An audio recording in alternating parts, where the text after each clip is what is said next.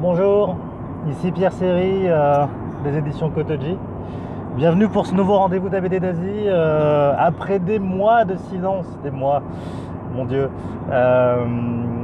Ouais, donc du coup c'était, je profite d'un déplacement sur Paris en voiture pour voilà, prendre le temps de faire cette vidéo. Moi comme ça, c'est un moment que j'ai parce que malheureusement c'est le temps qui me manque pour tout ça. Aujourd'hui je vais vous parler du coup après donc des mois de silence de ce fameux crowdfunding qu'on a fait pour la série Chronoctis Express, hein, le tome 2 du coup qui est financé qui a été financé sur la plateforme Ulule grâce à vous. On avait fixé un objectif de 6 000 € et on a obtenu voilà, plus de 27 000, enfin, c'est un truc assez énorme quand même. Donc on vous remercie vraiment déjà pour votre soutien. Et j'en profite du coup pour vous donner quelques petites explications suite à différentes remarques qu'on peut dire par-ci par-là qu'on a pu me donner en direct. Certains ne sont pas d'accord avec notre démarche. Donc je vais vous expliquer un peu comment ça fonctionne. Donc concrètement, une question un peu récurrente est mais attends, t'es éditeur, ton boulot c'est de prendre des risques, de miser sur des auteurs, pourquoi est-ce que tu fais un crowdfunding en ne prenant pas ce type de risque? Et à un moment, ce qu'il faut savoir c'est que concrètement, moi quand j'achète une licence étrangère, sur un volume ça me coûte en achat de droit moins de 1 000 €. Que pour une création, il faudrait compter idéalement plus de 10 000 € en fait pour financer un auteur, puisqu'un auteur ça travaille plusieurs mois jusqu'à voire 12 mois, voire un petit peu plus pour terminer un tome d'un manga. Et du coup il faut bien que cet auteur y vive, hein. Donc là-dessus on a décidé de partir dans une autre démarche qui est de dire on va financer la création autrement et on va être plus dans un partenariat avec l'auteur qu'on est dans une relation éditeur-auteur. Enfin c'est un peu une relation un peu différente, on va dire. L'idée étant d'essayer de changer le modèle. Parce que disons-le tout de suite, le modèle dans lequel on est actuellement, qui est toujours utilisé dans le milieu d'édition, à savoir un éditeur paye un avaloir à l'auteur, que l'éditeur se rembourse sur les ventes ensuite avant de pouvoir verser les droits d'auteur à l'auteur. Et il arrive très souvent et de plus en plus qu'un auteur ne touche jamais de royalties, donc de droits d'auteur supplémentaires du coup par rapport en plus de son avance voilà, après. Donc c'est un système un peu étrange, hein, dans lequel on est, où finalement l'éditeur investit à perte, parce que quoi qu'on en dise, le manga français ça commence à se vendre, mais ça se vend pas tant que ça non plus, hein. C'est-à-dire pour que ça soit vraiment rentable, un manga, faut en vendre plus de 10 000, enfin un manga de création en tout cas. Donc c'est très compliqué. C'est vraiment très compliqué et on est loin d'atteindre les 10 000 ventes à chaque fois. Donc on a adopté le système qu'on a adopté avec l'équipe Z, et avant qu'on ait fait l'équipe Z, on avait une bande dessinée franco-belge qu'on avait fait qui s'appelait Les Petites Histoires de la Grande Guerre, qui a été financée grâce à un festival BD avec lequel on travaille régulièrement, qui est le festival BD de la Vitry-François dans le 51, et qui en gros avait financé la création d'une exposition sur la guerre de 14-18 avec une planche par auteur. Chaque auteur était payé 400 € par planche. Le scénariste était payé 200 € la planche, etc. Enfin, donc c'était vraiment un projet qui coûtait très cher. Si on devait tout calculer, tout ce que ça a coûté ce projet, ça a coûté plus de 40 000 €. Et concrètement, ça n'en a rapporté pour nous que dans les 15-17 000. Donc vous me dites, bah oui, mais alors dans ce cas-là, si tu ne touches que cet argent-là, il ne faut pas le faire ton projet puisque tu perds plus de 20 000 euros en faisant ce projet-là. Mais en fait, ce qui s'est passé, c'est qu'au final, on a été bénéficiaire parce que justement, le festival, en créant cette exposition, a loué l'exposition, en fait déjà à des collectivités, aller chercher des financements pour une exposition culturelle, qui a permis de financer toute sa création. Moi finalement, je n'ai financé que l'impression du bouquin et tout travail graphique, etc. Toute sa conception du bouquin, on va dire. Et au final, voilà, tout le monde a gagné. C'est-à-dire que les auteurs ont été bien payés. Le festival a pu lancer son exposition, voilà, et eux avaient la trésorerie, mais du coup ils ont pas perdu d'argent. Que nous, du coup, on a pu gagner d'argent sur un projet avec des auteurs de prestige, hein, parce qu'il y a quand même un certain nombre d'auteurs voilà, qui étaient quand même très connus dans cette BD, qui ont pu être sur le catalogue de Kotochi, donc c'était quand même assez énorme. Du coup, c'est le modèle qu'on a adopté avec le studio Macma, avec qui on a fait l'équipe Z notamment, et bien d'autres bouquins depuis, où en fait on va aller chercher des financements sur crowdfunding qui nous permettent de financer les projets. Chaque projet a un montage différent, mais on essaye aussi de financer la création par ce biais-là, où en fait Macma va financer la création autrement. C'est-à-dire que du coup on est plus dans un partenariat, mais eux ne veulent surtout pas être éditeurs. Du coup, voilà, tout le monde s'y retrouve dans ce modèle-là. Bon, on verra sur la durée si vraiment le modèle fonctionne bien. On expérimente, hein, vraiment. Ça, il faut dire qu'on expérimente.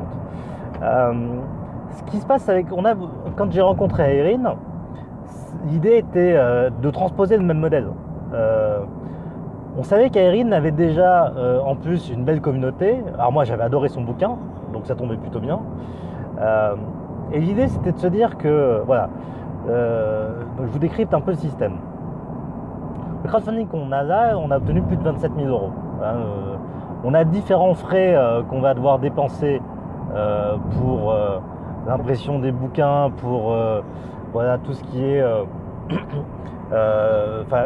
contreparties différentes, etc., qui vont nous coûter, je ne sais pas encore combien exactement. Ça sera plus de 10 000 euros parce qu'on ne s'attendait pas à avoir autant de contributeurs, donc ça c'est une bonne nouvelle. Mais en tout cas, voilà. Donc on est quand même, il y a quand même des frais incompressibles pour ce genre de projet. Bon, mais en gros, dans tous les cas, on va essayer quand même de limiter au maximum les frais, hein, on va essayer de trouver toutes les astuces possibles pour que voilà, ça nous coûte le moins cher possible. Parce que tout l'argent supplémentaire en fait qui est récolté sur cette campagne de crowdfunding va directement dans la poche de l'auteur. D'accord ? Donc Aérine, elle va gagner beaucoup plus en faisant moins, entre guillemets, je dis bien entre guillemets. C'est-à-dire qu'elle a plus à se taper à porter ses cartons pour aller sur les festivals, etc., comme elle le faisait pour aller vendre ses bouquins, qui était le modèle dans lequel elle était. Et du coup, alors certes, quand on va vendre soi-même ses bouquins, on touche une plus grosse part, mais d'un petit gâteau. Nous, notre but, c'est de dire, tu vas toucher une plus petite part, mais d'un plus gros gâteau, bien plus gros. Donc déjà, elle a, allez, je pense qu'elle, grosso modo, je pense qu'elle a au moins 10 000 euros qui sont sauvegardés pour elle sur cette campagne de crowdfunding. Ce qui est déjà très bien. Au-delà de ça, c'est qu'ensuite, à partir du premier exemplaire vendu, c'est-à-dire que l'éditeur, là, moi, je ne me rembourse pas, hein, du coup, sur une avance, puisque ce que je lui verse à elle, c'est pas une avance, c'est des droits auxquels elle a, puisque de toute façon, c'est son travail et que les internautes ont récompensé sur YouTube. Donc, du coup, dès le premier exemplaire vendu, Aérine va toucher environ 26% du prix hors taxe du bouquin. Sur tous les bouquins qu'on vend. Le taux normal de royalties dans l'édition, c'est un taux à 8%. Mais vu que je ne prends plus de risques, moi, à investir dans ce projet, du coup, c'est pas légitime que je n'y verse que 8%. Et ces 26%, ça correspond en fait à 60% de ce que je touche, moi, de mon distributeur. Ok? Donc, ça veut dire que l'un dans l'autre, moi en tant qu'éditeur, je suis gagnant. Parce que je sais que je ne perdrai pas d'argent et que je vais quand même en gagner dans tous les cas. De l'autre côté, l'auteur, elle, va gagner plus d'argent que ce qu'elle ne toucherait dans un système normal. Et au-delà de ça, c'est que maintenant, quand elle va sur des salons, c'est plus à elle de gérer tous les stands, porter les cartons, les réservations de train, etc. Non, c'est nous, éditeurs, qui gérons. À savoir également que quand on vend en salon, vu qu'on a toute la marge pour nous, elle touche 50% du prix du bouquin. C'est tout bénef. Donc, voilà, dans l'absolu, on peut se dire qu'on est rentré dans un système beaucoup plus vertueux. Et c'est là, vraiment, je vous remercie à tous ceux qui avaient contribué au financement de Chronoctis Express, enfin de ce tome 2, parce que vous nous démontrez qu'on peut changer un système qui est très vieux et qu'on peut fonctionner autrement. Que derrière, le crowdfunding il ne sert pas non plus qu'à des auteurs auto-édités, et que justement, le fait qu'on ait utilisé cet outil de crowdfunding, ça bénéficie encore plus à l'auteur. Parce qu'imaginez-vous bien qu'on a eu plus de 1000 contributeurs sur Chronoctis Express, mais les gens qui ont acheté Chronoctis Express, ils sont bien plus nombreux que 1000. Enfin, je veux dire, Erin, elle est toute seule, avant même qu'on ne sorte le bouquin en librairie, elle en avait vendu plus de 4500. Ou un truc comme ça. Bon, bref, passons. Aujourd'hui, c'est-à-dire qu'on a vendu pas loin de 7000, 8000, 9000 bouquins du tome 1 de Chronoctis Express. C'est un énorme succès. C'est un énorme succès. Donc ça veut dire qu'on aura beau avoir eu uniquement, seulement, entre guillemets, je dis bien entre guillemets, 1000 et quelques contributeurs sur notre crowdfunding, on sait qu'on a encore quelques milliers de gens qui vont nous acheter le tome 2 en librairie. Donc le libraire aussi est gagnant. Et c'est ça qui est formidable. C'est-à-dire que en plus, la campagne de crowdfunding, ça a été une super opération de com. C'est une opération de com quand on lance cette campagne de crowdfunding. Pendant la campagne, ceux qui financent partagent toutes les informations, etc. Donc ça sème de tous les côtés. Aussi, on a, comment dirais-je, on se retrouve avec des trucs sur la route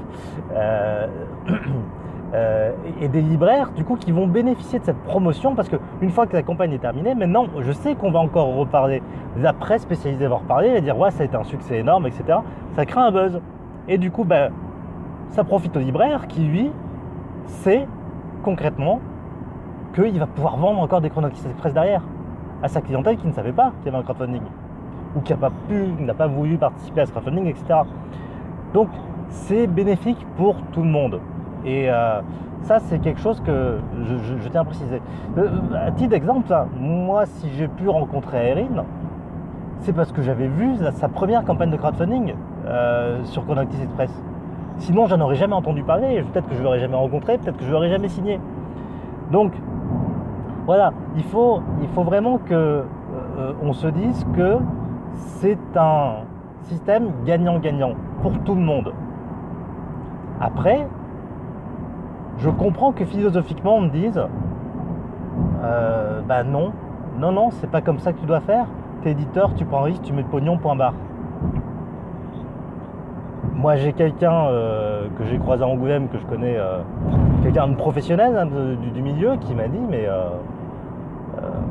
qui m'a vraiment ouvertement critiqué sur ce système.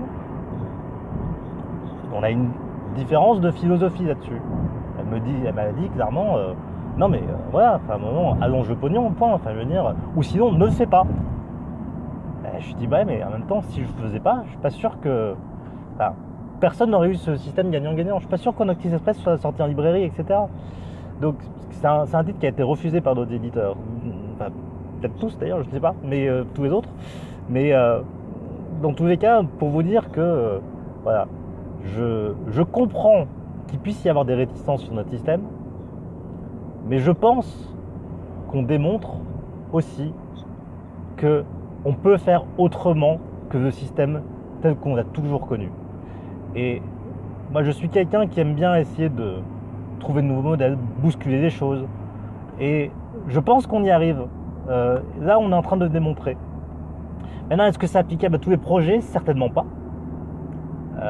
Mais de notre côté, on a, voilà, je pense qu'on a des arguments pour montrer que peut-être on va pouvoir faire autrement demain. Et ça, c'est juste formidable. Enfin voilà, c'est mon avis. Vous avez le droit de ne pas être d'accord. Donc en tout cas, merci pour votre attention. Et désolé pour ce long silence depuis des mois. Depuis des mois, en fait, j'ai un nouveau boulot à temps plein à côté de Kotoji, qui me prend énormément de temps, puisque c'est un boulot avec beaucoup plus de responsabilités, qui voilà, me demande beaucoup plus de temps et d'énergie. Et c'est vrai que le corps a du mal à suivre pour mes activités Kotoji, et j'en suis vraiment désolé. On accumule des retards et voilà. Mais on a des occasions comme ça quand je suis en voiture pour effectivement refaire un point avec vous. Voilà, écoutez, merci de m'avoir suivi pour cette nouvelle vidéo. N'hésitez pas à partager, liker et voilà, et à commenter aussi. Vous êtes d'accord, pas d'accord avec moi sur ce nouveau modèle.